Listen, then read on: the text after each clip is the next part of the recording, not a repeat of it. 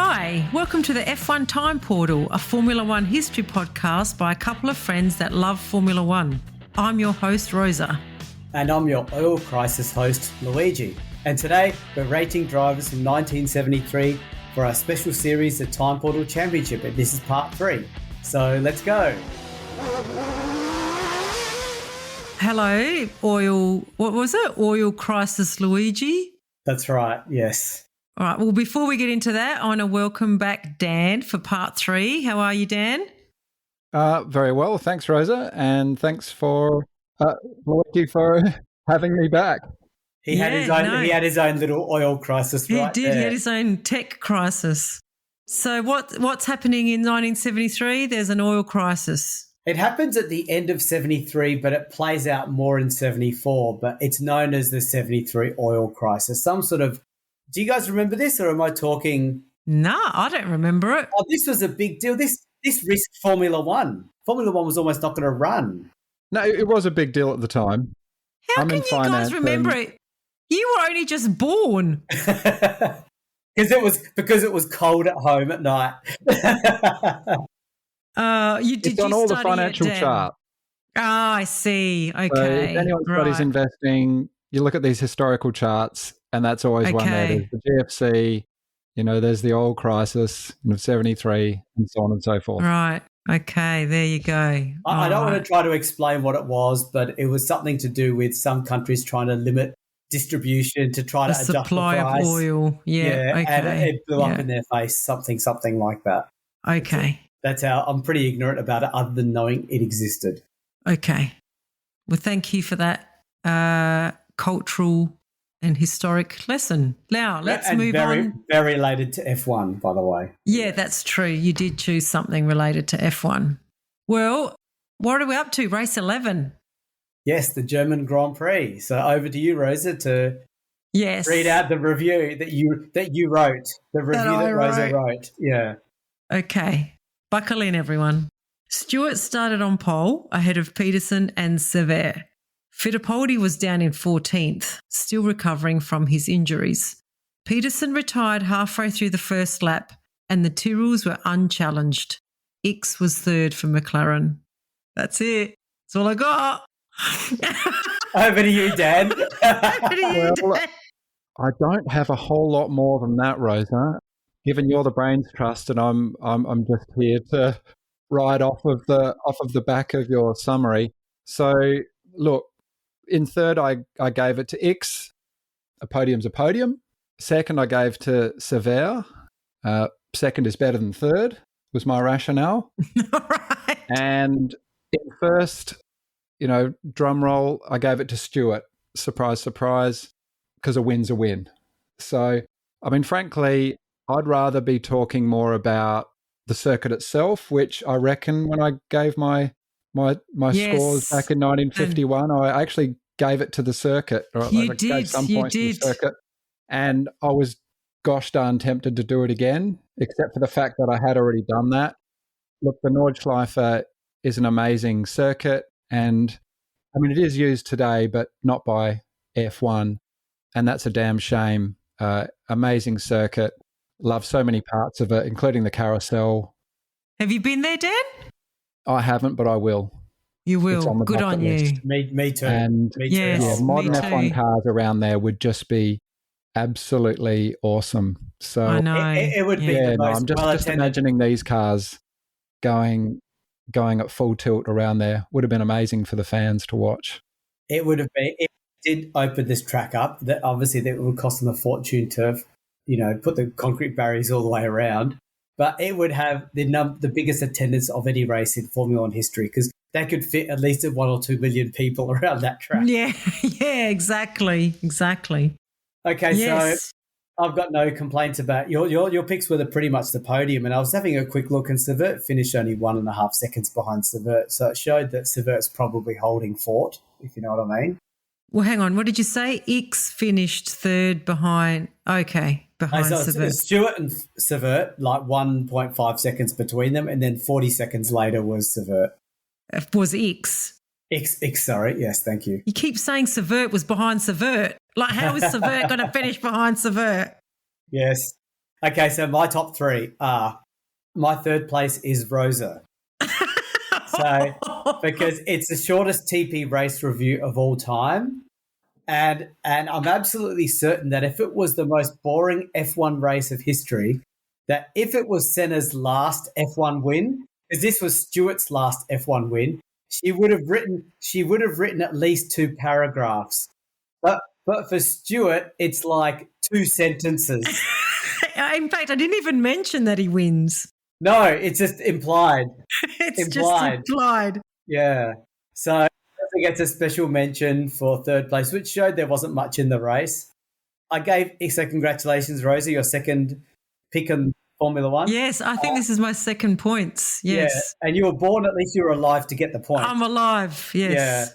Yeah. X is second. I thought he did a great job in coming third in an unfamiliar car. I remember he's driving that McLaren Ford because of the Ferrari issues. And Stewart, he won the race, 27 wins, a record that would last until 1987 when Prost took it. So special/boring race. And even Mike Lang's book was extremely short. It was. There was really nothing in it. He didn't really go into a lot of detail. That's why it's so short. But I do take your point. I could have highlighted Stewart's last win. I didn't realise it was Stewart's last win. Yeah, or he retired at 27 wins and we haven't got many races to go. Yeah, no, we've got 4 races to go. Yeah, okay. Well, I think I had the same as – did I have the same as – no, I've got a combination. I didn't give myself any points. I gave Stewart third for a good second place. I gave X second, similar to Luigi. This is the ring. This is the Nürburgring. And I remember reading, Louis, that it was wet in some areas and he still performed really well in a new car. So I thought that was a great finish for him in the McLaren. And then, yes, I did give Stewart the win as well. I'm going to protest you giving X second, even though I should have put Stewart you did it too myself. I know, but the thing is, you put Stewart third, and yes. and he came like only 1.5 seconds behind Stewart. So yes. To me, it implies that Stewart was holding back and being the number 2, and you gave Stewart number 3. Yeah, but this is his first go in a new car. Come on. At the Nürburgring. This is not a ring for newbies in new cars. I'm just checking if X was in the McLaren the previous race. Yeah. No, this is his first race in the McLaren. Oh, is it? Okay. I'm pretty sure. Yeah, he's missing in the previous races. Ferrari spat the dummy in. Ferrari spat it, exactly. Okay. All right, so take it back. I take it back. Yeah. So after 11 races, we have Stewart in the lead. Ooh, he's stretching his lead. He's done well in this race where he didn't get mentioned. 132 points, and Fittipaldi is second on 117, obviously not having raced. And Stewart is third on 78. Peterson on 73 in fourth. Okay. So now we're up to race 12 of 15, the Austrian Grand Prix. So Fittipaldi and Peterson qualified 1-2 for this race, and their rivals Stewart and Stewart faded to 7th and 10th. So pretty surprising after a dominant German race. Holm in the McLaren started third, but overtook Fittipaldi before the first corner. On lap 4, Stewart overtook Mazzario, who was in the Ferrari, so Ferrari were back, for 4th place. Stewart tried the same on lap 6, but hit the Ferrari and had to retire with a damaged wishbone. Holm had to pit when he lost a cylinder. Fittipaldi was waved through by Peterson to keep his championship fight alive, but on lap 48, his engine suddenly died. His fuel line, as in Fittipaldi's, had come loose, and it meant another retirement for the 72 champion. Peterson won ahead of Stewart and Pache. Over to you, Dan, for your top 3 and why. Well, first, I think it's important for me to note here that when I was reading about all this F1 stuff in 1973, I thought that was pace. Yeah, we also... I didn't realise the correct pronunciation was Pache. So yes. Here I am thinking it's pace. And I thought I had to give him third place, and because I thought he showed really good pace. So yeah, okay. And he's in a Surtees. I had to do He's in a Surtees, which I'm calling semi-Alpine-ish. Yeah, Yeah, I mean, that's a very, very solid third place for me. Stewart, I mean, this is a very conservative choice, but I mean, he had a quiet race overall, but I thought he still got a solid second. And this race just felt like quite, relatively typical of the era, where you have the cream coming through to the top, but you have various, mechanical issues that they have to deal with and that natural attrition. And then Peterson, so yeah, I mean, he didn't qualify pole, did he? He was second, but on the whole, he sounded like the deserving winner.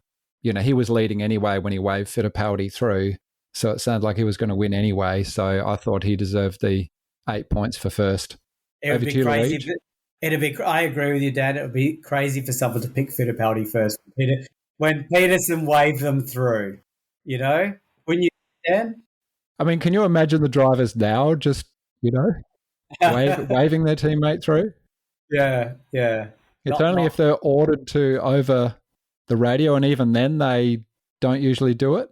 Yeah, that's right. They come up with a reason, they're not fast enough. Tell them to go back onto my tail, then I'll let them through. Something like that, right?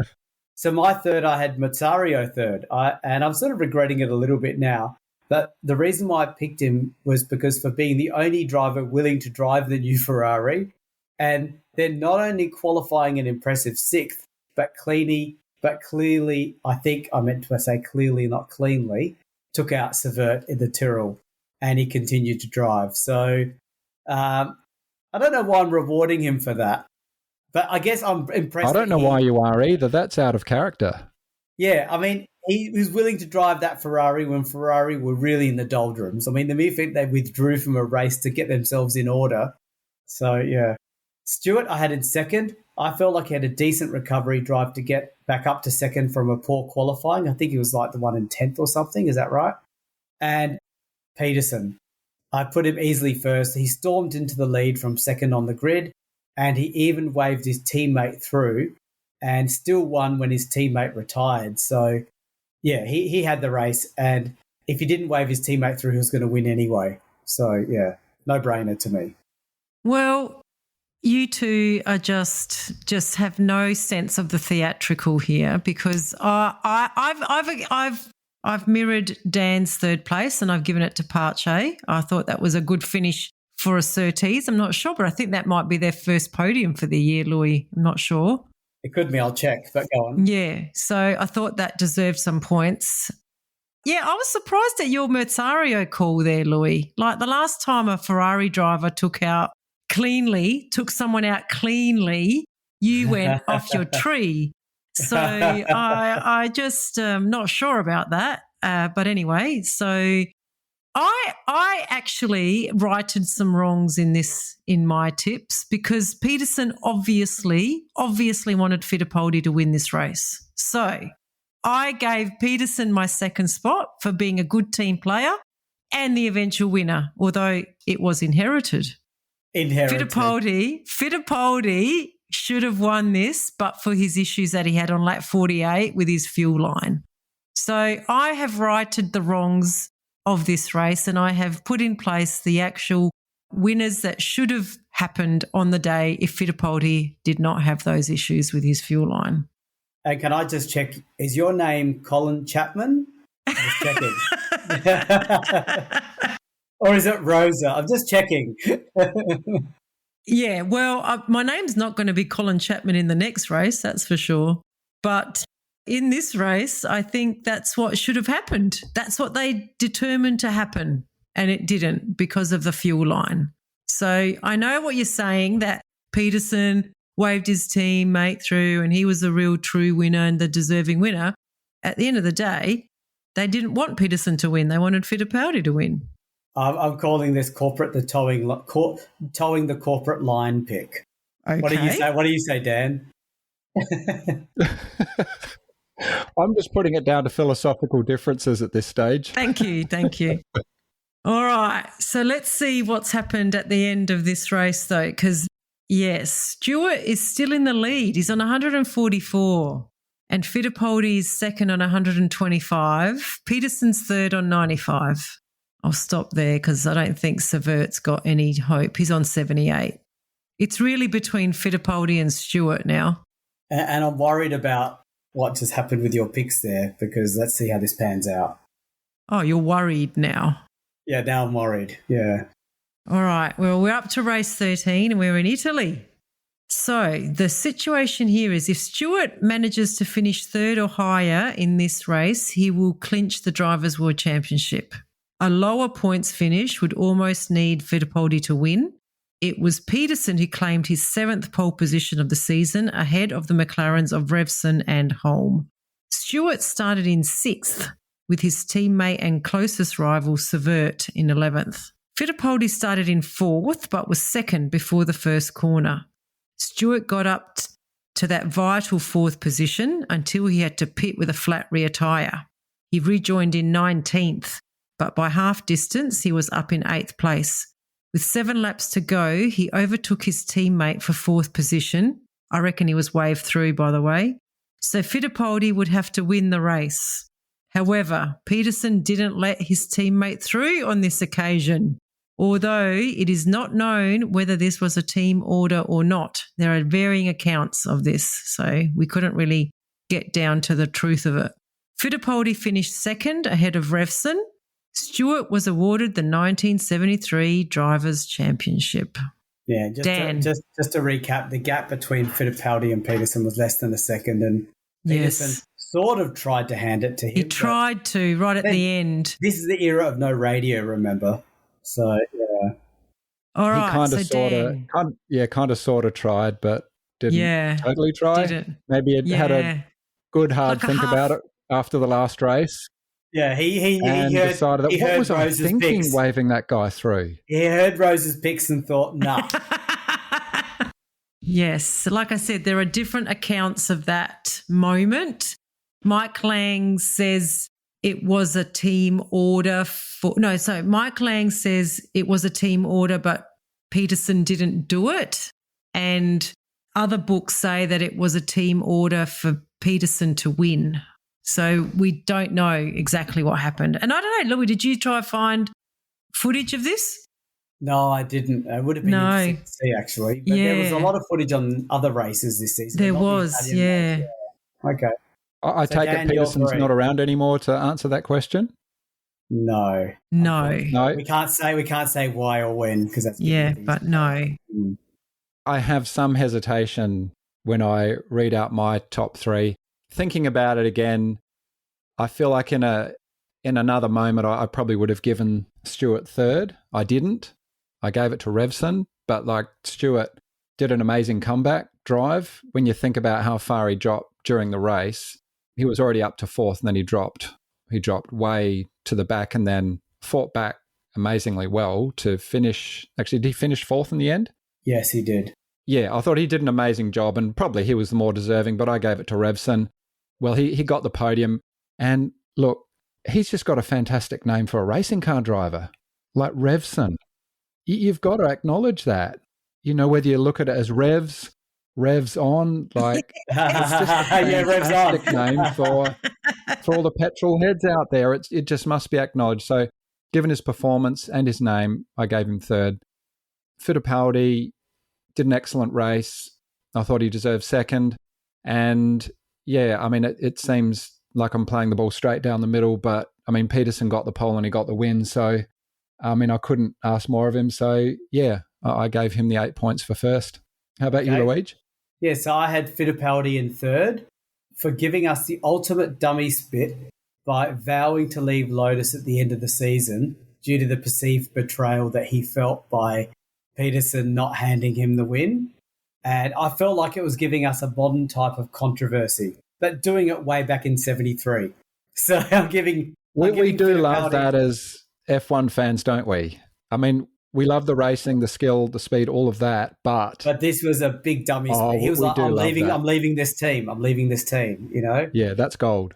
Yeah. And then Chapman, Mr. Colin Chapman himself, I gave him 2nd place because he gave major mixed messages because he had a habit of throwing the cap in the air when his driver drove past to win the race. So he threw his cap in the air, as in when his team got 1-2. So that's obviously happy days, and I'm calling that celebration. That's not called slow down and let Fittipaldi through.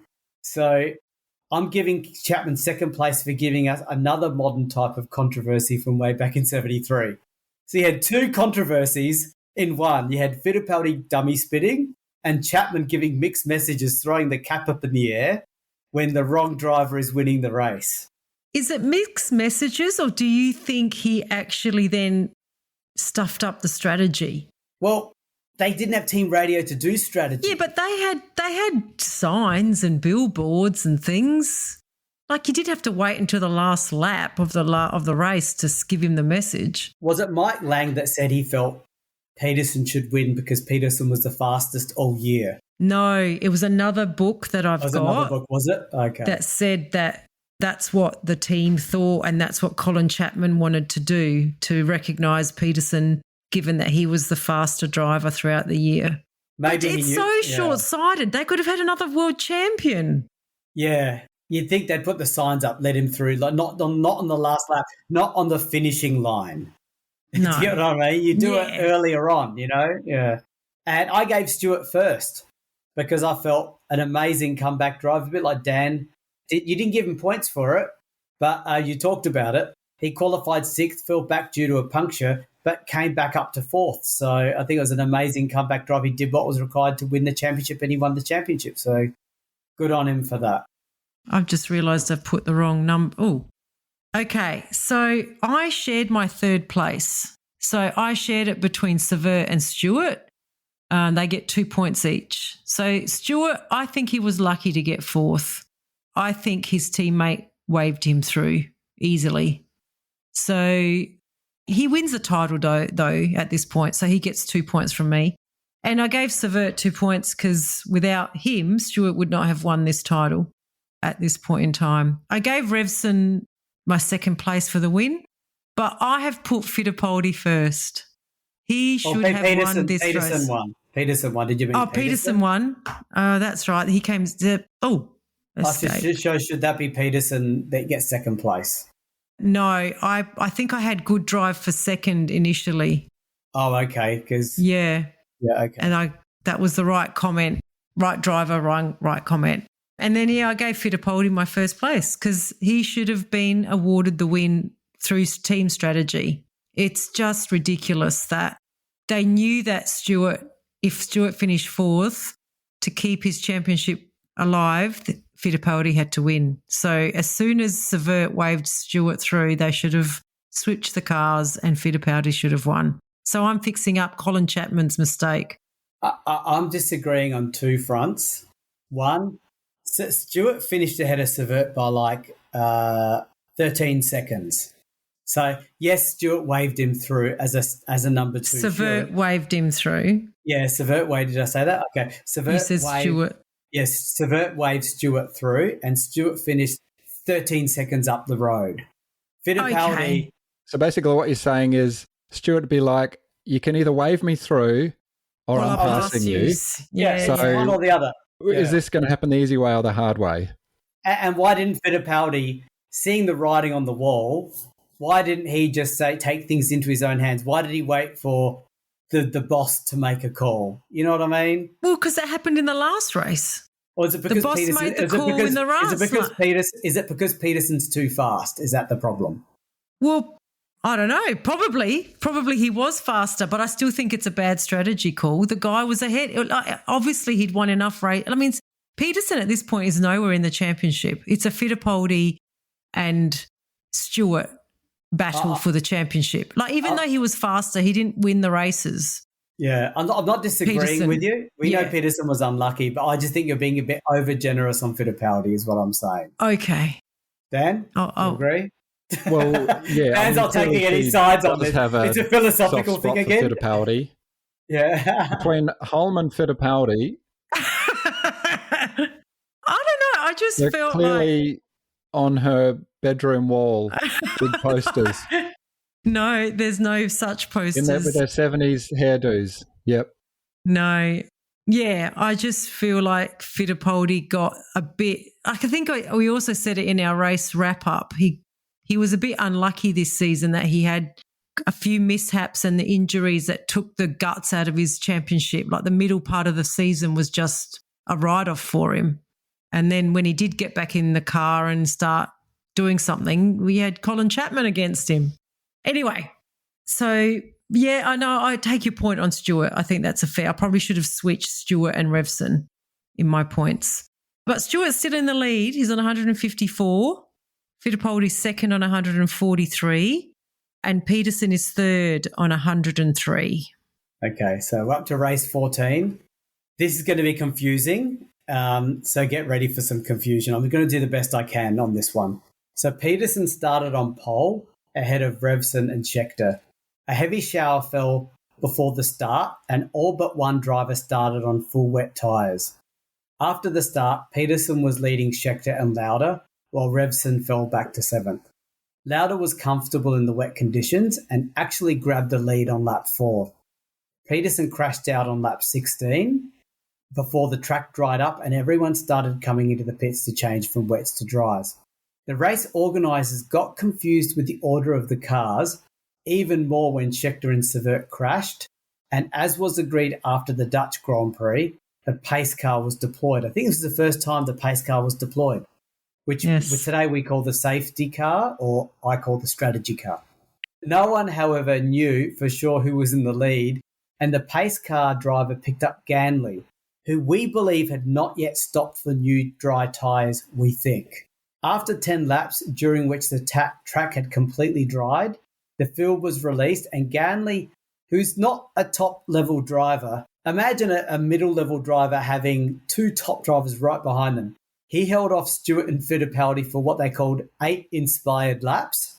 Post-race analysis showed that actually Oliver was in the lead, and he lost the lead on the very last lap to Revson.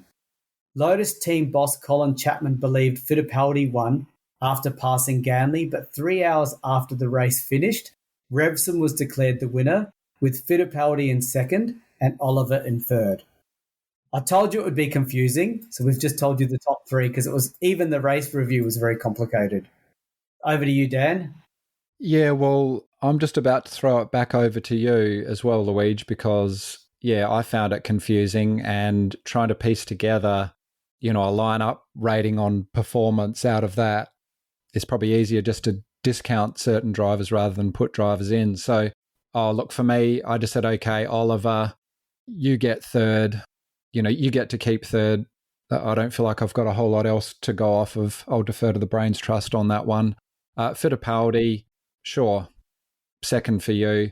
And yeah, I'm very pleased to say my favourite driver now, Revson. I'll just keep saying that name, Revson. That is so cool. He got the win and good on him. Super pleased for him. So over to you. Okay. Well, I'll just say very quickly that do you know Revson is linked to Revlon? It's his family that founded Revlon, one of his family. So Rev is Revlon. Yeah. The name could sort of continue in some way. It's still around today. Form. Yeah. So in third place, I had BRM for giving us a modern day controversy because they were resting Regazzoni from their BRM team, but they forgot to tell the driver, it seems. So Regazzoni turned up to the track to find another driver pretty much driving his car. So I thought that was a pretty classic, move by the BRM team. And I felt like it was a very Ferrari type of move. If not, I was wondering, is this one of the most insulting and demeaning moves a team owner could make against a driver? Not telling them they've been replaced and letting them turn up to the track to face the media about it. So it's like, I thought that was memorable for third place. Second place, I've got Oliver.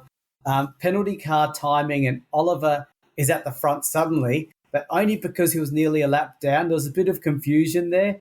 He was on old tyres and he went for it and did the best he could, but he nearly won the race. He only got passed on the last lap by Revson, and Revson gave for first. Don't quite know how he won it, but in chaos he won it. And it's Revson's second only ever F1 win. So just acknowledging the person. BRM, Luigi. Really? I mean, what they did was pretty memorable. Yeah, but you don't give points to someone for treating people like that. It's a Ferrari move. Ferrari does that sort of stuff too. We've given points to Ferrari for that sort of thing. Stop saying that, okay? Okay. I'm going to have to brace myself here. I can hear you all starting to pile on me. Here we go. So I've given Revson my third place. Apparently he won, which I don't know. It seems pretty dodgy. Like the way that it's written, it kind of gives him the win because retrospectively they saw that he overtook Oliver at some point during the race that no one saw apparently. So that was it's a bit dodgy, I think. The whole thing's dodgy. I've given Oliver second place. I reckon he did win. Yeah, I think he did too, in my heart of hearts. Yeah. And it's a shadow. Like the best team name ever. Like I'm putting that ahead of Lola. So, and I wanted to give Shadow some points. So he gets 6 points. But just because I just like the drama, I'm giving Fittipaldi the number one spot because Colin Chapman records. No, Dan, because he's a good driver and Colin Chapman thought he won. So I'm going to back Colin Chapman in on this one. And I'm giving it to Fittipaldi. There you go. Go on, come at me. All I'm going to say is you've given Fittipaldi number one the last couple of races, and he didn't even win them. He didn't win them. But he should have. You know there's no shares in this. You know you can't buy and sell Fittipaldi shares now and make money. Understand. You know that, right? Yeah, there's also no rules in this, which I feel I'm going to be like a Schumacher and you're going to have to like create rules just to control me. And secondly, we're meant to right the wrongs. We're meant to but he didn't win. In the championship who should have won. But you said Oliver should have won. Why didn't you put Oliver first? Because it's more exciting if Fittipaldi. Because Oliver's nowhere near our leaderboard. There you go. There you go. That's what I wanted to hear. So you're basing it on people that are in the front. Give them points to make it nice and tight. Okay. So Fittipaldi is now in the lead on 157, only 3 points ahead of Stewart on 154, and Peterson is still third on 103.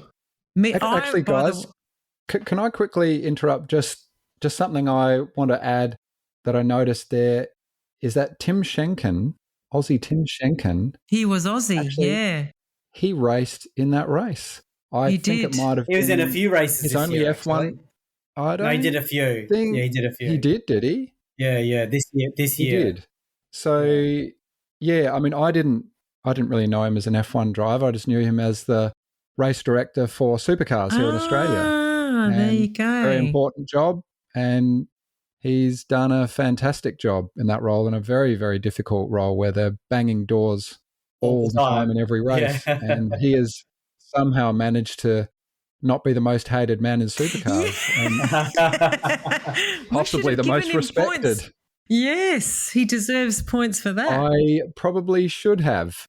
But look, I locked in my picks, but definitely a shout out to Tim Schenken, who drove for Williams. Yes, he did. All right, as did Louis. Ix, actually, didn't he? Because Ix was driving for a new team every few races, wasn't he? And he was driving. I don't think Ix drove in this race. That was the next round. Pardon me. He drove for McLaren this year. I don't know that he drove for Williams. He was in Ferrari. Ix was in Ferrari. Rix was in Ferrari until he got upset. Yeah. So what race? So we're up to race 15, which is in the USA. I'm not sure what car was Ix in here. Was he in the Ferrari? He was in the Williams now. Oh, right. So now he's in the Williams. Okay. Yeah. All right. You were right, Dan.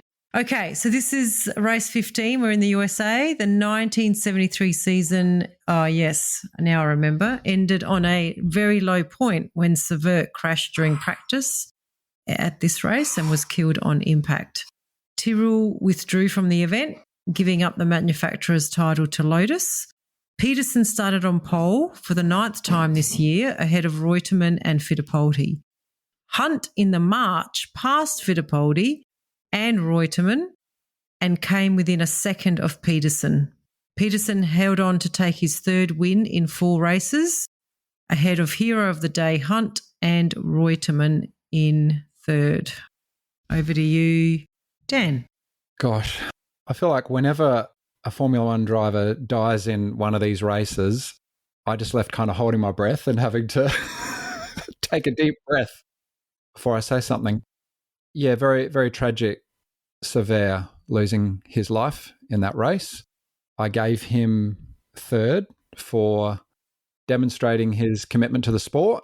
There's, in a sense, no greater showing of commitment than literally putting your life on the line. So, yeah, there'd be other people that could say the right things about Sever, but it's been great following him and his performances over 1973, which have given, a lot of us plenty of entertainment. In second, I gave it to Peterson. He got pole for, I don't know, the 7th or 8th time or whatever it was. Ninth. Ninth. Nine out of 15. Yeah, I mean, that's a staggering percentage, against esteemed company as well. So, and he's still got a solid race. So I gave him second, and I gave the top points to James Hunt. I mean, he is an icon of F1, and for me, it just looked like he totally outperformed the car. So he was driving. I mean, I didn't even know about these cars. And Hesketh, is that right? Hesketh, yeah. He was driving a Hesketh, and he was giving hell to, the very best in the best cars. So, yeah, I felt like he just had to get the top points for that race. What are your thoughts, Luigi? Yeah, I like that. I like your picks. So I actually had Hunt in third because I felt like it was his breakout drive. And with the world champ retiring, with Stewart, who announced his retirement soon after this race, there was now space for a new king of the pack, and he was on his way. So it was a big statement drive by him. And to nearly win was very impressive. Like you said, a car that was not a top-of-the-range car. I gave Peterson second place for holding on for the win with Hunt right on his back and get 9 poles. Just unbelievable out of 15 races. And I gave Sever first place for paying the ultimate price for doing Formula One in a very dangerous era. I don't know if he would have been a world champion, but he would have definitely had a lot more success ahead of him. So very sad, and wanted to give him acknowledgement of that. Yes. I think I've got these two in the wrong way, but I've put Peterson third and Fittipaldi second. I probably should have put them the other way around. I've put Hunt first. I agree with Dan. I think he totally outraced that car. It's a March. I think it's the only March on the grid at this point in time. Well, it's a March chassis run by the Hesketh team. Yeah, the Hesketh team. Yeah, that's right.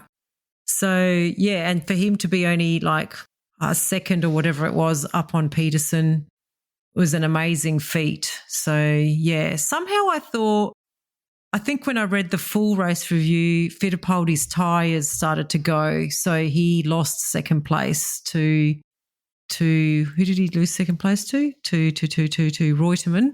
Yep, Reutemann. So I've given him the second back, but I probably should have put Peterson up there. I agree with you, Louis, that 9 poles in 15 races is a phenomenal feat for him. But Fittipaldi came 6th.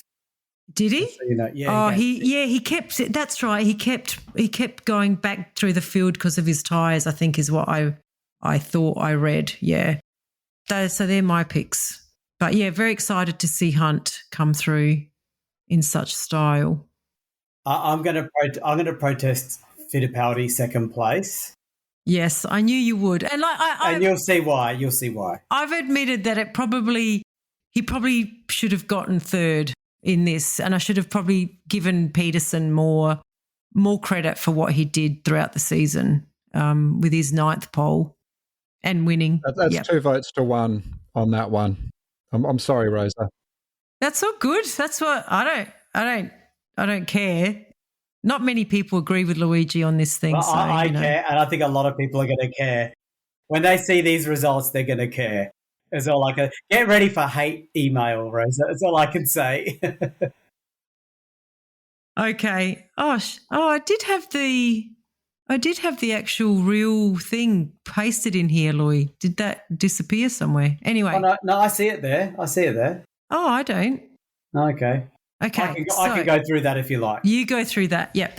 So we have the People's Champion is Fittipaldi on 163 points. Stewart is second on 154 because he didn't race in this race. And Peterson is third on 119. So how does that compare to the actual championship, Louis? To my shock and the very heavy bias to Fittipaldi, who didn't win a race after round 4 of 15, managed to get Rosa's top in 3 of the last 4 and second in the last one. Yeah, I was righting some wrongs. So for Stewart came first, of course, on 71 points, and Fittipaldi came second on 55 with Peterson at 52. So Peterson was right with Fittipaldi in the end, but in ours it was 163 versus 119. Yeah, and even if I hadn't given Fittipaldi my ones, I don't think Peterson would have been close. He still would have been a good 20 or 30 points behind. Sever was fourth. Revson was fifth. And we had Holm in 6th. Oh, Holm came 6th. Oh, so we had quite a bit of consistency, except the anomaly with Fittipaldi winning it. And I'm going to formally ask those of you listening to this podcast, if you think Rosa showed undue bias towards Fittipaldi, we need an appeal process. Louis, look, you tried to give Clark the win in the year that he died by picking Clark third every race. Now, if that isn't bias, I don't know what is. The guy wasn't even racing. I had the people behind me on that one. Just because you're pulling on the heartstrings of our poor listeners. At least Fittipaldi was racing. Yeah, and poor Stewart couldn't even earn any points in the last race. No, that was unfortunate. In fact, I probably should have given him points for not racing and for showing such respect for his teammate. Yeah. But our top 6 was the same except for switching first and second, so it's pretty close. That is very close. That's probably the first time that's ever happened. Yeah, I don't think we'll bother checking, but one day we will. One day we will, yeah. All right. Well, I'll be prepared for the hate mail. Actually, any mail would be good, Louis. So yeah, that's right. We need some mail. Yeah, yeah. I'm happy for it to be hate mail. Hit me with it. All right. Well, that's the end of our TP. It's been 3 episodes. Is that the first time it's gone to 3 episodes, Louis? Oh no, it's one other time. I think with Richard. Okay. All right. Well, we might have to get more used to writing the race reviews like I did for Germany. Oh, like the really short 1 sentence, 2 sentence ones. I'll make sure I do that for Ferrari wins. All right. Well, thank you, Dan, for joining us again. We'll have you back if you don't mind. Yeah, happy to be back. And thanks for having us, Rosa. Thanks, Luigi. Okay, thanks for coming, Dan. Okay. Bye, everyone. Bye. Bye.